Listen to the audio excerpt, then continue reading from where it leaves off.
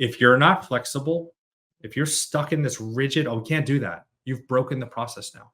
That also is going to make your life terrible and their life terrible. You have to understand that these projects are fluid. So there you go. I guess that's my answer.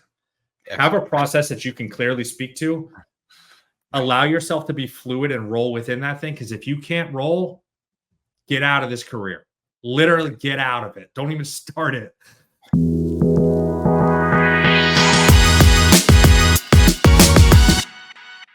Hello, everyone. Thank you once again for joining us today. I am your host, David Block. And today I am happy to welcome a master of branding and creative leadership, Bill Kenney. Bill, welcome to the show. Let's go. Excited to be here. Awesome. So this show is basically a behind the scenes tour of your career journey. And I like to go back as far as I can to talk about, where you got your initial influences. And so my first question is, what initially attracted you to the field of graphic design and branding in general?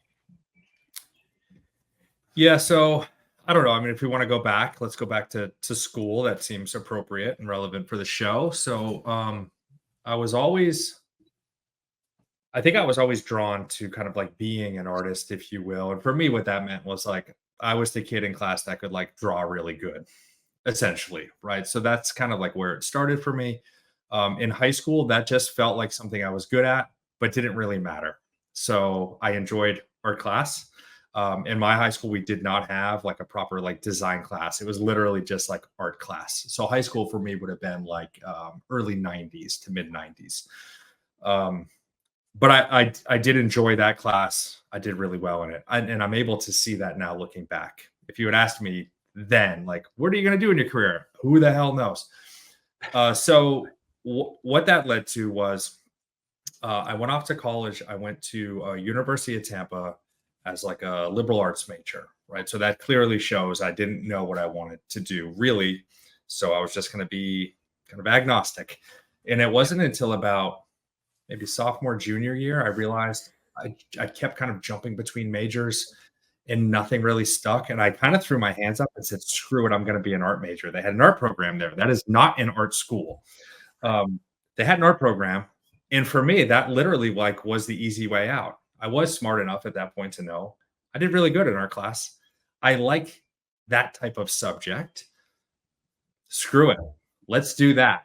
And what happened was right when I changed to that major, I crushed school. Up until then, I was actually a terrible high school student. Let's be really vulnerable and very real here. I did 5 years of high school. I actually stayed back in high school. Terrible grades. Yeah. I was a very poor college student in those early years, so much so that I wasn't even really all that driven to go to school. My parents were like, you got to do something, dude. Your track record's already not great. As soon as I became an art major in college, I crushed. And when I say crushed, I mean I crushed. 4.0s in every single art class. I was essentially the teacher's pet purely out of this idea that I just loved the class. I wanted to show up early. I wanted to stay late. I wasn't trying to kiss butt to save the language here, but I loved it. I really loved it. I crushed my projects. And that was kind of the eye opener for me. Like, oh, you really can find a thing that you love and excel at it. I'm not just a bad student.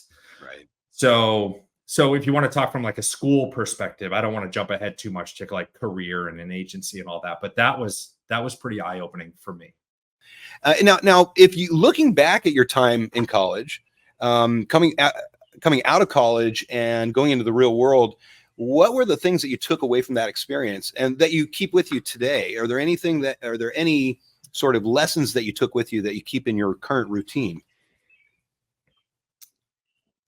I think what I learned, I think that things that maybe are still true today, and whether I learned them or I just found out how important they are, is this idea of like determination, grit, perseverance, working hard towards a thing, being patient, all these types of things. And so I talked about a world where I was crushing my classes. Contrast that with I was paying for school myself. just come from a family that's very blue collar, and there wasn't a lot of funds there to support kind of the cost of college, which is very expensive and getting harder. I have a 14-year-old son, and I'll feel that pain here very acutely soon. All that to say, I was in a position actually in my junior year, and this is actually quite a funny story, but I'll try to keep it short. My financial aid fell through, and I didn't want to leave school. I was starting to thrive now. Now is not the time to leave. So I had some buddies of mine that had a dorm room, and they're like, "You can just live with us, but you actually have to live under the couch." All right, now I'll let everybody sit with that for a minute. Well, how do you live under a couch? Well, they had stadium seating in the dorm room, which was a couch and then a couch behind it on a platform. It just so happened that the platform level couch was just big enough for a twin mattress. And I literally lived under that couch for an entire semester, not like a weekend or like a few weeks. That was my dorm with them under the couch. Now, like, what's the big takeaway there? I needed that level of like humility. Let's throw a lot of adjectives out there, and perseverance in starting a business as well. Right. Let's fast forward a little bit now, and we'll come back and we'll fill in the gaps here. Let me tell you about when my company was about 20 people strong, and we're starting to make real revenue when we go on our first company retreat. We rent these really big log cabins in North Carolina. Nice. The cabin that I was in didn't have enough rooms for everybody. As the humble leader that I am, and having gone through what I've gone through in life, it wasn't a big deal for me to say, I'm going to sleep on the deck. For the whole company retreat, the founder, one of the co-founders of the company, I'm going to sleep on the deck. There's a nice kind of like futon-y bed out there. Nope, don't worry about me. I got this. Yeah. You know, all these things kind of like your life kind of forms who you become and the character that you are and the things that maybe you're up for or not up for. And a lot of that happened for me specifically, like in college, when you're really out on your own and you're fighting the fight, whatever that means for you. Right. Determination and stick-to-itiveness, that all of that. Right? All of that. And maybe that wouldn't be top of mind for me if I didn't own a business. Maybe it would be something else that I learned. Right. Owning a business takes all that shit that I just said and like 10x it. Yeah. You know? Oh, totally. Absolutely. Yeah. Absolutely. Excellent. So now, once you finished and you graduated and you came out of college, what were the first steps, your first steps into the industry after you graduated? How difficult was it to find a job? And I'm curious if you could talk about some of the challenges that you faced as a new designer. All right. So I'm going to have to fill in some gaps here because there's a long journey. Again, okay. I'll try to keep it concise. After I graduated University of Tampa, yes, crushing art. I know there's something here I want to do. Late in that graduation, like senior year, I realized, graphic design is the thing. I don't want to paint and do sculpture and weld. I want to be on a computer. Technology is interesting, and I can marry the two. But I still wasn't like wise enough or even mature enough to say like, all right, I'm just going to go work somewhere now. Because I didn't really know what that meant, honestly. I grew up on Martha's Vineyard, which probably sounds sexy to the people that know of it. It's very small. I had no idea what is an agency even? What would working at an agency be? How do I find one? So with my limited knowledge, I said, I'm just going to go back to school. God sleeps under a couch that can't afford school. I'm going to go do more school. So I applied to Savannah College of Art and Design in Savannah, Georgia, a very well-known art school. Yep. My financial aid was not what I needed it to be there. I was not going to sleep under a couch or incur more debt. I decided I'm just going to move there anyways, and I'm going to start my life there, and whatever happens, happens. I guess maybe that's another takeaway, not that I learned in school, but of like my personality traits, which is like, I just kind of roll with it. I'm up for I don't know what's going to happen, and I'll take a jump. So now I'm leading up to like, how did you find yourself into design? I worked a bunch of random jobs in Savannah, literally like going through the newspaper saying, I need a carpenter's helper. Sure. I can carry wood around a job site for you. I did a lot of that. That also is part of learning what hard work is like, so that when you own a company, you realize I actually still feel very grateful in this hard time of running a business, because this is way better than carrying wood around a job site at, what you felt like. I just graduated school. I have like a diploma. I should be able to get like a great job. That wasn't true. But you need to put that aside, right? The world is the world, right? You just have to kind of like figure it out. You got to be able to find your way through that. What happened was I got a job at a vacation rental company. I think primarily because I grew up on Martha's Vineyard and they assumed I understand vacationing. That was sort of true. They also realized that I had a design background from school. Yeah. So they had a guy answering phones pre-Airbnb to help customers find vacation rental units. But I could also design the new brochures, trifold brochures. I could go out and I could take nice photography with a proper camera of the rental units, and I could update the website. I could do all these things that really created a world where their company looked way better. That really spawned the catalyst of where I am today, because what happened was that business owner, thank God for her, she told all her business owner friends about me. I got this guy. He's making me look great. He's awesome. He doesn't even hardly charge anything. He doesn't even know what to charge. He's going to do it basically for free. So I got a lot of work from realtors and all these other businesses in the area.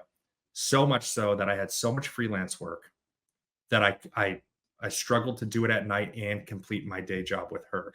So I had to go to her very humbly and say, listen, you have set me up in a way that I was not prepared for. I actually make more money at night doing this stuff that I love than kind of working here, which I enjoy.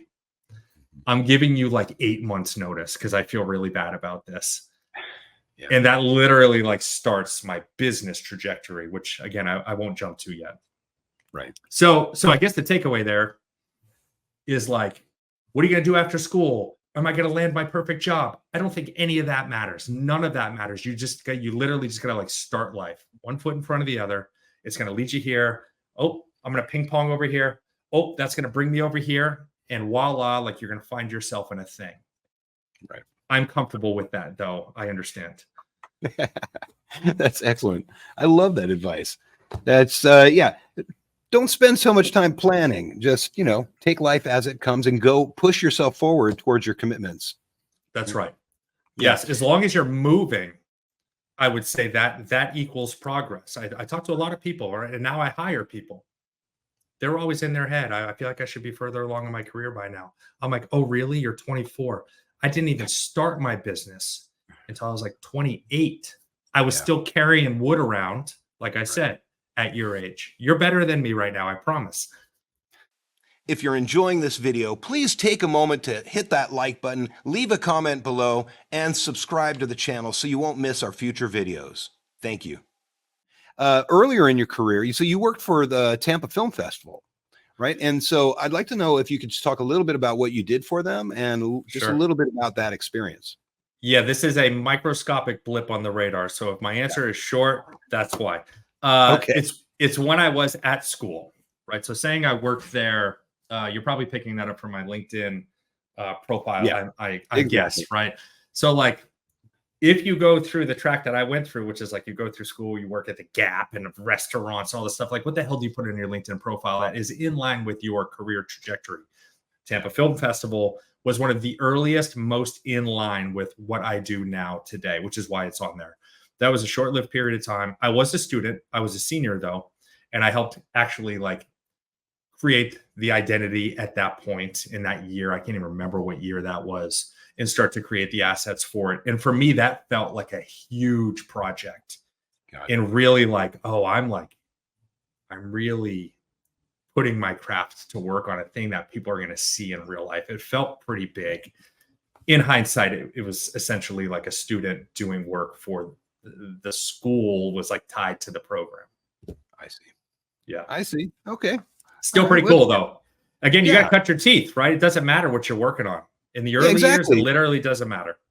Yeah, you got to get your chops somehow. Exactly. Yes. Yeah. Right. So, so let's talk about Focus Lab. I'd really like to know, first of all, how I'd like to hear about the services that you offer, and one or two of the projects that you're most proud of.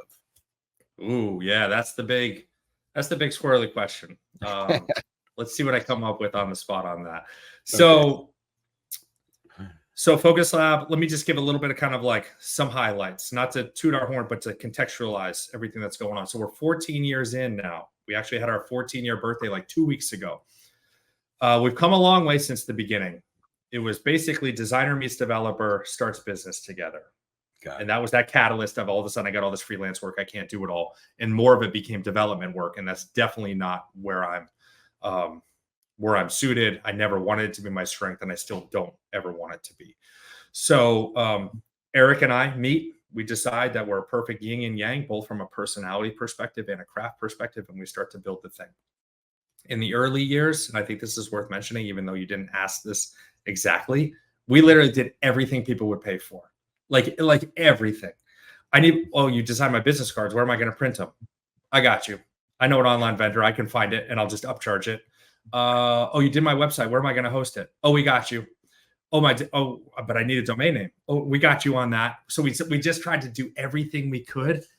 As you grow and mature your business, you realize that that's not our strength, and we don't want to do that. That doesn't make us any money, and we don't want to do that. You strip all that out. So where are we now 14 years later? We're 23 people, full-time, fully remote, all in the US. We are a brand agency. So for us, what that means is we are working through the actual brand strategy. Now, God, I'll try not to go long on this because there's so many like weeds we can go into. Yeah. Clients are coming to us because of maybe three primary problems, which is they started out as a 3-person team and they have this really scrappy, juvenile looking presence, but they've actually grown to a 50-person team and they serve big clients. And there's a big disconnect there. So they got to look the part. So the strategy will help inform, well, what part should you look and what part of the market should you be in, blah, blah, blah. So there's all that strategy work.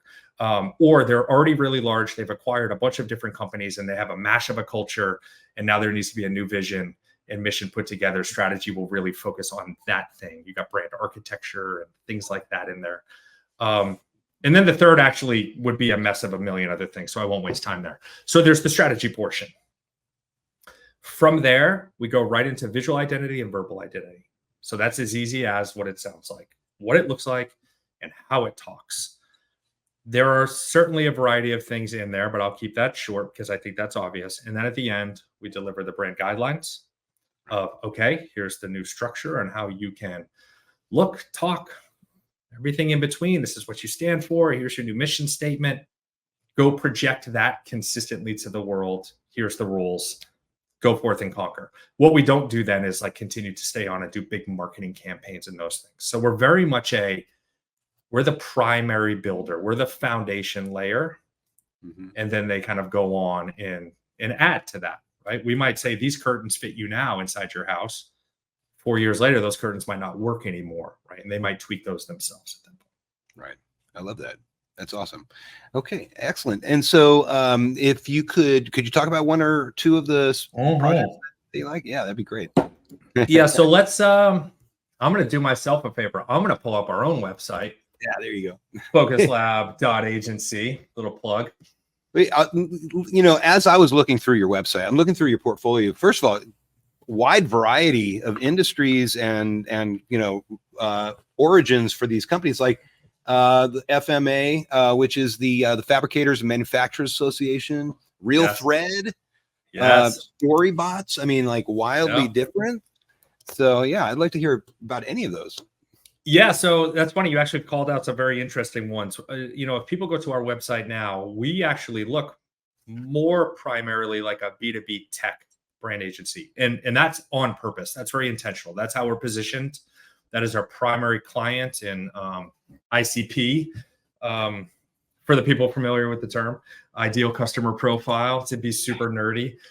So in between all that, though, you have random projects come through. We did a beach arcade in Rehoboth Beach, Delaware, and we rebranded them, which is crazy to think that they even had the courage to reach out, seeing our portfolio and say hey, do you think you'll work with us? I love that. And we found a way to make it work, and it was awesome. That's awesome. So when you ask what's my favorite projects, I think about two different tracks. I think this is actually really important for anybody to hear, students included.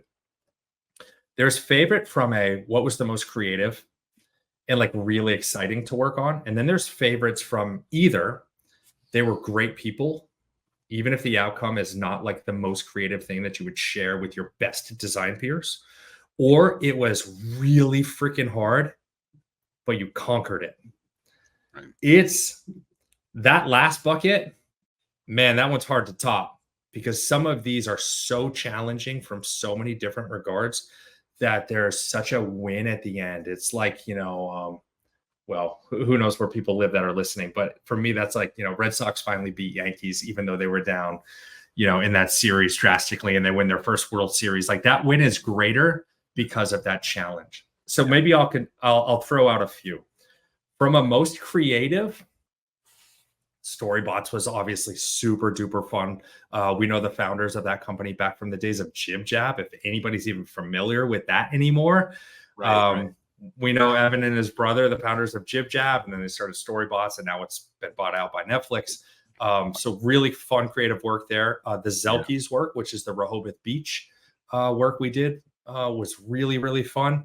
From the people, and we love them. There's a slew of names. Maybe I won't get us lost in there. From a really hard but really successful projects, I think about like our Marketo project comes top of mind. I mean, you're talking about these clients that are really big. Their teams are huge, and you need to have so much buy-in across the board. Then it has to go through legal review, which takes like 8 weeks, and things come back and they say like, looks like the Adidas logo. Sorry, can't do it. Start over. Or, oh, by the way, I couldn't tell you this, but the news dropped today on the news. So I have to tell you, we're actually being acquired by Adobe as we speak. So we don't know actually if any of this work will be seen, right? Those are the real in the trenches part of a project. And I think it's important to recognize that like anybody can go to our portfolio and look at the beautiful work. You have to know the challenge that goes behind all of that. The work that we do is very subjective. Any of us creatives, it is so subjective. In school, yes, you have people like yourself, you've got your students saying like, oh, maybe you could do this, maybe you could do that.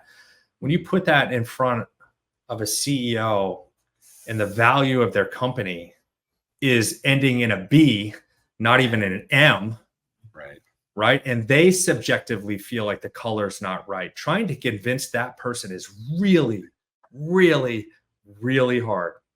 And I don't, not to jump ahead to questions, but like what matters most in this career is not the perfection of the pixel. There's a level that you have. Now I'm getting on a soapbox, but I'll run with it. You have to get to a level of pixel perfection that puts you in a category where people say, wow, you're a great designer. I'll just use designer as an example. But if you can't fill the other 50% of the bucket, and I truly think it is 50% of the soft skills, how do you present your work? How can you galvanize people to fall in love with an idea, even if subjectively they think it's the wrong idea? How can you empathize with why they don't want it so they feel heard while correcting them and bringing them to where you think they should go? That's the superpower.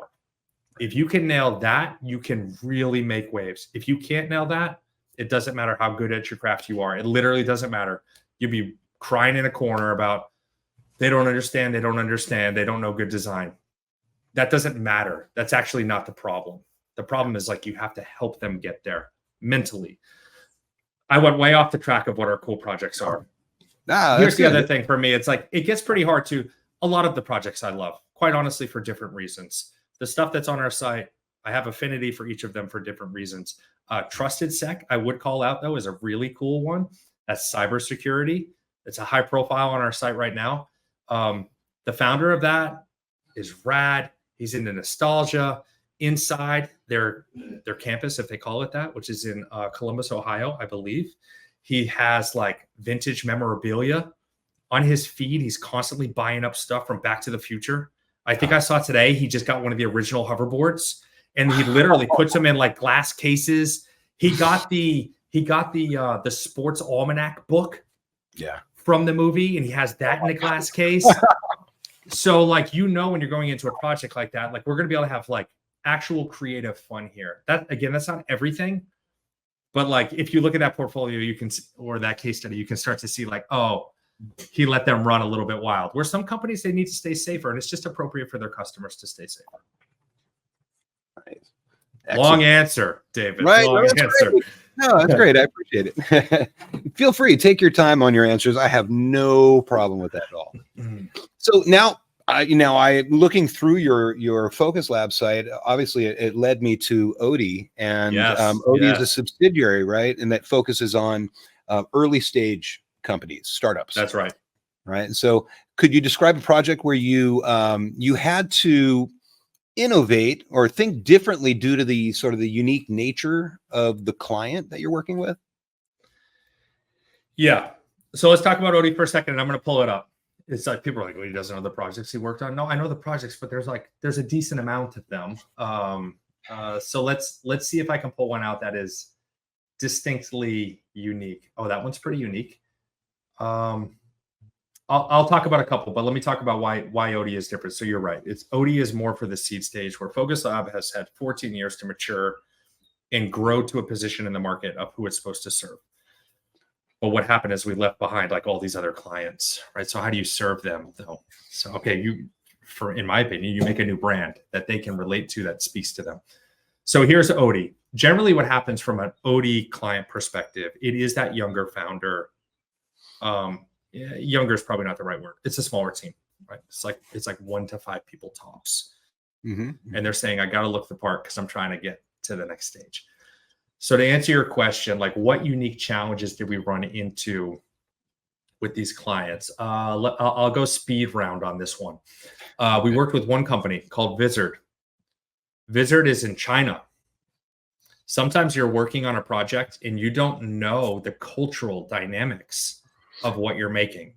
Now, this didn't happen in this exact project, but we were working on a project one time called Treasure Data, also heavily based in China, even though they're international. And I was the designer on it. I presented a color palette and they said, we actually can't do this color. This is a color that actually represents like pornography in our country. And I'm like, how would you have known? How would I have known that? I mean, I guess I could have done a lot of research, but like, how is that going to come up? So that didn't happen on Vizard, but I will note that Vizard is interesting because when you work internationally, there are things that like you don't know and you uncover. And that is an example of an international client. Right. Nori is a case study that we have on Odie. That's quite interesting from the perspective of when they came to us, they actually didn't want to change much. Some people sign up for a branding project, but they have a very kind of like narrow, in the neutral sense of that word, intention. We have one pain point. We want you to solve this one pain point. But when you're in the project, you might realize there's other things here that need addressing. So going back to my earlier point of soft skills, it's really valuable to bring those up. They might not tell you they want you to bring those up. You should bring those up. It is part of your job as a creative on the project to say, hey, I found some stuff. Let's talk about it. And to do that in a way that is inviting and creating conversation, not just saying, I found some things that are broken. Do you want me to fix them? That's like a robot, right? That's not inviting a conversation. You have to say, hey, there's something interesting. I'd really love to talk to you about it. I found this thing. It's no big deal. Like if you don't want to change it, I just figured it was my job to call it out. Let's talk about it. You cool with that? Okay, yeah, let's talk about it. Then, right, they feel very comfortable. So that project started as like a very narrow scope. It was hardly a refresh. They were literally going to keep their old logo. We're going to update some colors, maybe freshen up the type and the visual language. It was really more about the visual language. We redid everything. Now, think about all the bridges you have to cross in a project like that. Okay, first you have to convince them that they do need to change those things. Then everybody in their company has to get on board that everything needs to change. And then they have to now fall in love with change. We didn't expect to see new things. Now I have to get ready to see new things. Right. Going back to the subjective point, everything visual is subjective. No, I don't like that. It looks like this. I don't think it looks like that. Let's talk about it more. This is why it will work. This is why it won't. Oh, talk about it. Here we are now. Everything's new. It looks fantastic. They love it. They're extremely happy. So that's where I talk about like the challenges or the projects that feel most rewarding are often the ones that were like the hardest to get through, but you feel kind of victorious at the end for the client, not just for yourself. Yeah, that's actually really, really good. That's a good point. I totally agree with you. When you go through those tough times and you come out with something shining, it's always it's a great feeling. That's where the growth is for sure. Exactly right. Yeah. The growth only happens in the pain. Look at my nose. I See know, this? right? The scratch? That's jujitsu. I signed up for jujitsu 5 months ago. I'm 45. Ah, January 1st, essentially, my son, who's 14, and I signed up for yeah. jujitsu. Nice. I get mopped across the floor every single night. When I get to my next belt, whenever that is, years from now, it will be Yeah. that much more rewarding because of the struggle. Right. Absolutely. Great. That's fantastic. So I would actually like to turn my attention to your latest book, Yeah. To Conquer Your Rebrand. First of all, I would like to know what inspired you to write the book. And could you talk a little bit about the premise of the book? Yeah. Okay. Thank you. So not only my latest book, my only book and my first book. There you go. Okay. All right. I have not written multiple. So at about 12 years in, I guess, we looked at ourselves as partners, and there's 3 partners now, and we were all kind of like, I think we should write a book. It seems kind of like we're at the age of a company that we know a lot, and we should basically prove to the world we know a lot. And a book is a great way to prove that fact. Right. So we agreed on that. We started the process. At that point, I was kind of tokened as the right guy to be the kind of the face of the book in the business, if you will. Mhm. And I started the journey. So the premise of the book is essentially, it's really written to our customer. Anybody can read it to hear about our entire process. But the first 3 chapters are written essentially to a founder that might not understand brand or believe that it's valuable. So it's a lot of that talk, right? This is what brand is. This is why it's valuable, all that type of stuff. So for the people that already know that, the first 3 chapters are kind of like, okay, dude. Now the next 7 chapters are very much written for our ideal customer, which is like a CMO or VP of marketing, the person that knows in their company that their brand is not serving them well and needs an agency like us to help them. And it outlines our entire process. Therefore, they can read it and say, I know exactly what I'm going to get when I hire this company. I know how they think. I know what they care about. We should hire them.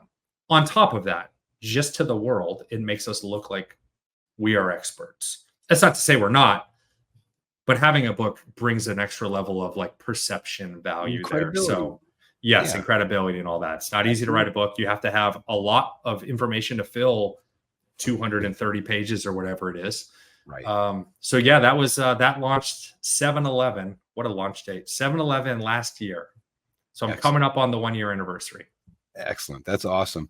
So could you give me or give us, give everybody watching a piece of advice that from your book that every company should consider when they're going through a rebrand? Wow. Okay. One point. You hit me with the banger that I try to hit people with in my series, which is like, if you could distill it down to one thing, right? Having a clear and defined process is great, and you should have it. It's important. So I would say have a clear and defined process. Have an order and a structure that you go through your motions to create your work. That also gives your clients a giant level of comfort. I can't tell you how many sales calls. We're 14 years in, right? They're still, when they get off a call, they say, wow, you guys know your process in and out. We can understand it. It feels very practical. And I know what I'm going to get every single week and how it works. Like, we basically try to dumb it down, even though it can be hard and challenging. So I would say, don't be the type of creative that just says, well, I don't know, I'm like going to make some cool stuff and I'll just kind of like send it to you when I get to it. And kind of like, inspiration can be really hard. So sometimes it'll be like a 4-day turnaround, but some days it'll be a 14-day turnaround. But like, the work's going to be good. Like, nobody likes that shit. People are coming to you to buy a thing. They almost want to know that it's going to go down the conveyor belt and kind of get like all its pieces added to it. So show them that you know how that will work. Having said that, counter to that, be able to move in and out of that process. You have to be able to flex. We have giant projects. We dictate the whole process. And in the middle of it, it freaking breaks. And all of a sudden the client says, oh my God, I totally forgot. We've got a C-suite retreat and the entire C-suite's going to be gone for the entire week. And then the board is going to be gone the next week. And we don't have time to review any of this. We have a 2-week gap in the middle of the project. That messes with the process, because now I got people sitting around, they don't know what to work on next. And then and then the catch is they come back. Now I'm kind of like, I'm shining light on the downside, but it's important. They come back, they've sat on it for 2 weeks, and they realize, actually, we've made some bad decisions. We need to go back to this point, and we need to restart from here because we've learned some new things. If you're not flexible, if you're stuck in this rigid, oh, we can't do that, you've broken the process now. That also is going to make your life terrible and their life terrible. You have to understand that these projects are fluid. So there you go. I guess that's my answer. Have a process that you can clearly speak to. Allow yourself to be fluid and roll within that thing. Because if you can't roll, get out of this career. Literally get out of it. Don't even start it. Excellent advice. Now, I actually have kind of an interesting question. I don't know if you've ever been asked this before, but how has writing the book influenced your approach to branding? Has it changed? Have you modified any of the way that you approach branding, or is it just solidified your processes? So I don't know that it has. The book hasn't changed what we do, because it basically became kind of like the Bible of what we knew at that point, which was only a year ago. So it's a bit of a kind of like a timestamp in a way. But what that has allowed me to see is, even a year later, there's stuff in there that I'd like to change. There are hills that I kind of like stand on and are ready to die on in the book that I'm like, I don't know if I actually would die on that hill anymore. Maybe I was too black and white on that subject, and it needs to be more fluid, like I just said. So if anything, it's just opened my eyes to this idea of like how adaptable any business needs to be over time. Things will constantly change. Your customer base will change, and you'll have to adapt to them. Right. So it certainly helped me get my thoughts out, but no, it didn't inform anything. What informs change in our business is the work itself. Got it. It's working with the client. So here's to be completely transparent. Our biggest challenge right now is the older we get and the higher we go up market, the bigger our clients get and the more complicated they get. It doesn't mean they're bad. It's just the nature of the beast. That's the new challenge. How do we deal with a client of that size? Because our process maybe doesn't fit them as great as it did for the client right below them. And that's where we're constantly iterating. Got it. Excellent. Okay. All right. Now we've come right to the end of the show, and I just wanted to first of all say thank you for being here. I appreciate your time, and I've got one final question for you. And you've already given us a whole bunch of pieces of advice all throughout. You've given lots of little pearls of wisdom. But the last question is, if you had a high school student in front of you and they were like, I really don't know what to do, but I would love to do what you're doing, what advice would you give to them? I love that question. It would be a collection of the things I said, but let's try to make it maybe more interesting and pointed. Okay. If you want to be in the seat that I'm in, you can't just chase after that thing solely, I don't think. Like, I think some of it has to just be organic. And maybe that's just my own bias from having gone so organically. Maybe you can't chase it and force it to happen. But like, I guess that would be my point. Like, don't force stuff. Like, be patient. I preach patience all the time. I preach it to every person that I'm talking to that's looking for some version of like a mentor, right? Like these people I just was speaking about that might be 22 or 23, and they feel like they're so far behind. Even my sister, God love her, right? She's always like, I feel like I should be further along. I'm like, you're further than I was at your age. Like, you got to be patient. You got to slow the thing down. Go slow, make the best decisions you can, and just kind of like roll with the outcomes. If your head is screwed on right, if you have drive, if you're able to be flexible and give yourself some grace, like, you're going to find your way to the thing. I would also say, like, you might not want what I have. Let's be real. Like, last year sucked for me massively. I'm 14 years into business. It probably seems like I wrote a book and I've got everything figured out. The market for my business sucked. I went through 2 rounds of layoffs. We were 35 people. We went down to 23, right? It almost like it's emotional for me to even talk about that. Yeah. Right? Like, you have to determine what's right for you. The grass is not always greener, but you won't know that till you're in it, which means you can't just chase a thing. You kind of have to do your walk through life.